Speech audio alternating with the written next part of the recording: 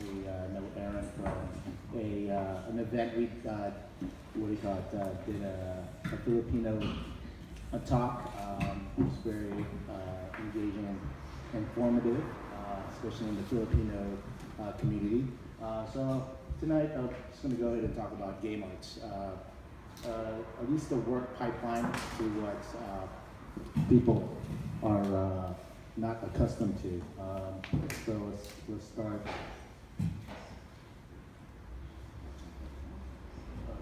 So right now, this is actually the game pipeline for actual creating a game from design, programming, and such. With a lot of information there, especially when it goes into different pipelines and such. You got design, gameplay, programming, but we're actually going to be focusing is the concepts and character design. Right now, there's a lot of, I'm guessing, parts to creating, at least in the art pipeline. Right now, these are the stages. During game design, you actually have to go ahead and focus on communicating with your programmers as well as your designers to go ahead and figure out, okay, what's the limits and such. For example, what I've been playing around with is Gear VR. What is the limits of capability of a mobile device? So we need to go ahead and figure out, okay, there's a certain limits, poly counts. Usually that's broken down in tri counts. So what's a poly count? Poly count is basically just a limitation of what the programmers or the designers are allowing you to use. And the poly counts is based on how large the scene is. On a smaller device, you will have a smaller budget, which is usually for a character you want to go ahead and focus around 7 tries, which in modeling, actually how many people are artists and game designers that are willing? So, small crew, that's good. So, once you figure that out, you go on to lead artists, and they have to go ahead and design from storytelling and such. What can we show? What we cannot show? And it goes directly towards art directors and concept artists. This is when the nitty-gritty is where, like, the designers will start imagining what these characters will look like, how the environments looks like, and such.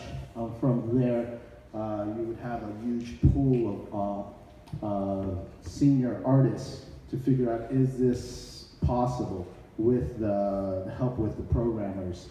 And then it'll allocate towards the 3D artists, which their role is creating models of the environment. So how many have actually done virtual reality or have experience in virtual reality? I want to see any hands. Only a few. Oh. We have Google Cardboards back there. Google Cardboard is a virtual reality experience. You can try the Google Cardboard, does not do 1990s head-mounted displays. Yeah. So if you download the Google Cardboard app and then you can take one of those, that's fine. You try, but you can't take it home. There you go. So majority of all that world that you see is actually done and created by a 3D artist.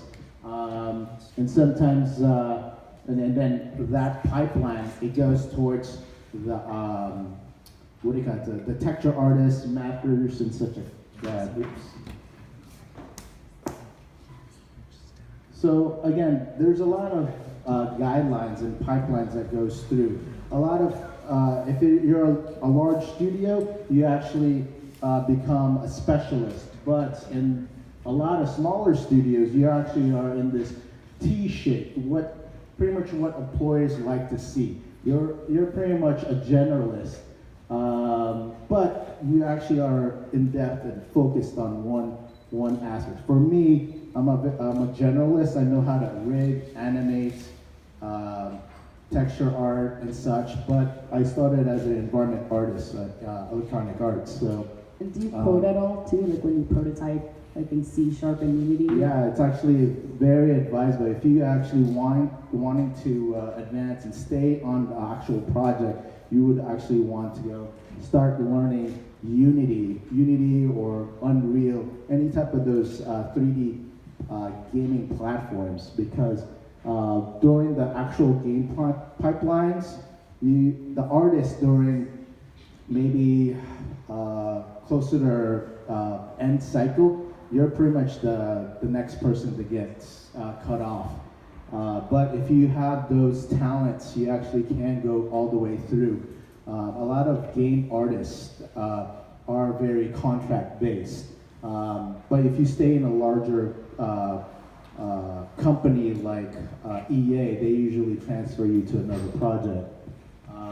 Just like this T-pose right here, this is actually from Valve's. This is what they see their employees. So be adaptive.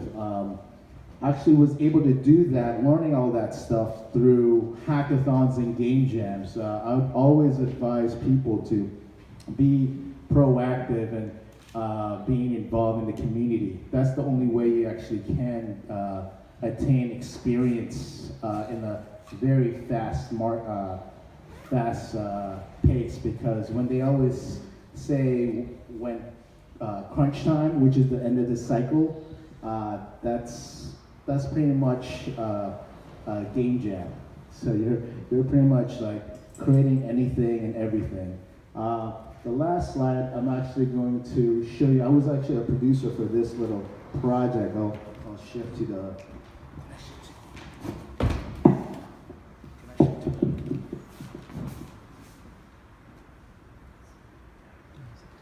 So this one, this is Lilidad. Me and a few, I think 13 artists and 3 programmers were able to go ahead and create this interesting game.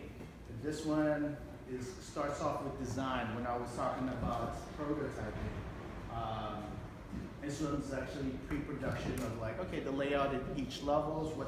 This is when the concept artist starts getting involved. So you'll see that, okay, at level 1, level 2, what does that thing looks?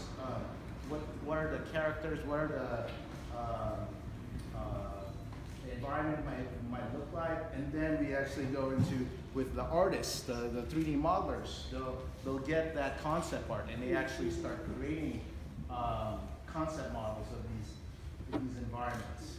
These are all these right now are 3D models and environments.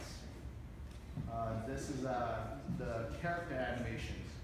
Let me see if I can look for a better concept. Let's go back. I know that they had. Okay, here's some animation of the characters. So again, it doesn't stick to one aspect. Once a concept gets it, they push it along to a 3D modeler, and sometimes that concept artist takes on another role as a texture artist. So they can actually push it along, because the worst part of a game is when there's a funnel, when you're relying on one person. You want to make sure that flow, just like it's flowing like a waterfall. So at this point, we were shooting it out to animators and such. Yeah, this is just a little example of the little project I was involved in. I was the producer. I was involved in communicating with the programmers and the artists at all times. So, that's it, guys. I mean, there's more. Go to lilypadgame.com if you're interested in downloading for your Gear VR.